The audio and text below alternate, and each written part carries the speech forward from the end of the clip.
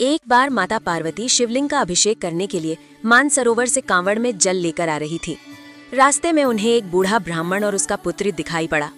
पुत्र प्यास से तड़प रहा था और ब्राह्मण असहाय होकर उसे बचाने की कोशिश कर रहा था। ब्राह्मण माता पार्वती के चरणों में आकर बोला, देवी कृपया इस कांवड़ का जल हमें दे दीजिए। अब मेरा बेटा प्यास से व्याकुल है, जल के बिना इसके प्राण निकलने ही वाले हैं। ये सुनकर माता पार्वती गहन सोच में पड़ गई। उन्होंने मन ही मन विचार किया, यदि मैंने ये जल इन्हें दे दिया तो महादेव को क्या अर्पित करूंगी। लेकिन अगले ही क्षण उन्होंने निश्चय किया और बोली, यदि मेरे द्वारा इस बालक के प्राण बचते हैं तो ये भी महादेव की भक्ति से कम नहीं, मैं अवश्य ही तुम्हारी सहायता करूंगी। ऐसा कहकर माता पार्वती ने स्वयं उस बालक को जल पिलाया।